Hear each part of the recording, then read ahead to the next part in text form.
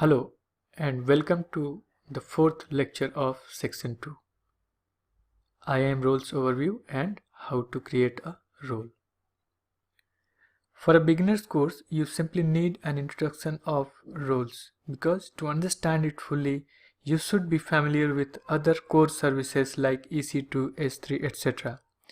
So don't worry in case you don't understand it fully. Gradually it will start making sense as you progress through the course. IAM Roles. An IAM role is similar to a user in that it is an AWS identity with permission policies that determine what the identity can and cannot do in AWS. A role does not have any credential, password, or access keys associated with it. Instead of being uniquely associated with one person, a role is intended to be assumable by anyone who needs it. An IAM user can assume a role to temporarily take on different permissions for a specific task. You can use roles to delegate access to users, applications, or services that don't normally have access to your AWS resources. When to create an IAM role instead of a user? Let us see. You have an application that runs on an Amazon EC2 instance, and that application makes requests to AWS. So EC2 instance is a virtual server. Amazon calls it as EC2 instance or simply instance. Create an IAM role that you attach to the EC2 instance to give applications running on the instance temporary security credentials. Suppose your EC2 instance wants to access read-write files from your simple storage service, that is S3. S3 have buckets or folders in plain English.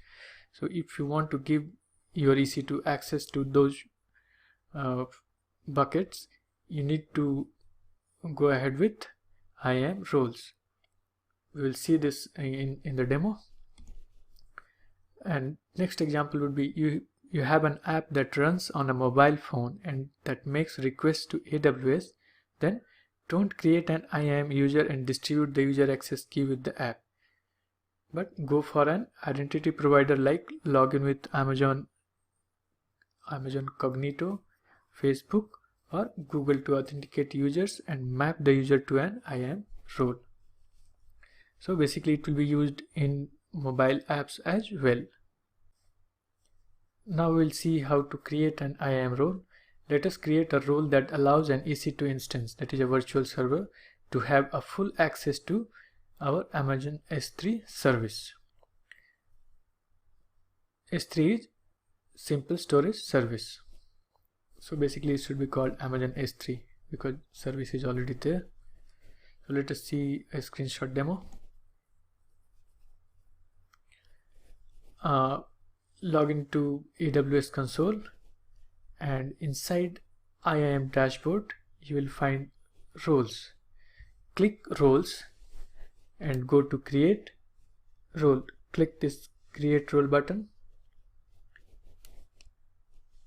and then choose the service that will use this role. So here we will choose EC2, that is virtual server equivalent in Amazon. So after selecting EC2, go for permission. Click permission.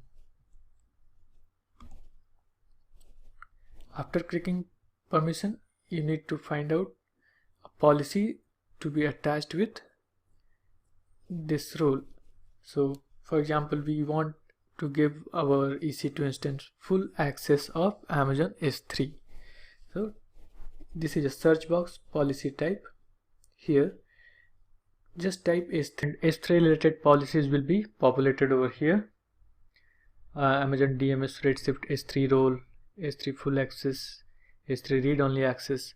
So we want S3 full access, so we will click this and then click next, review, create a role.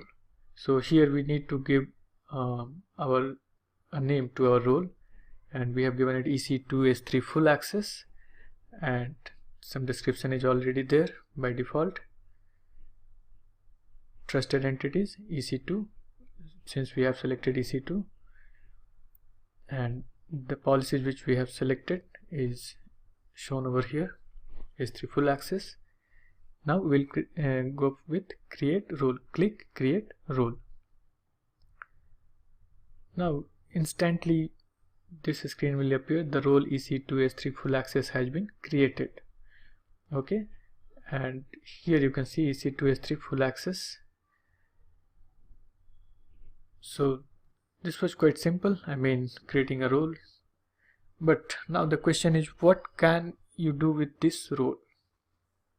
You will learn about EC2 instance and S3 in the next sections. In fact, EC2 is will be discussed in section 3. So you can play around with this role by attaching it to an EC2 instance. So when this role is attached to an EC2 instance, the instance will have full access of S3, that is simple storage service. So example, it can upload files to your S3 buckets without requiring any explicit credentials from your end. Okay, I hope this makes sense. Now once a role is created, you can definitely delete it if you want, and on the same page inside roles, select the role that you want to delete.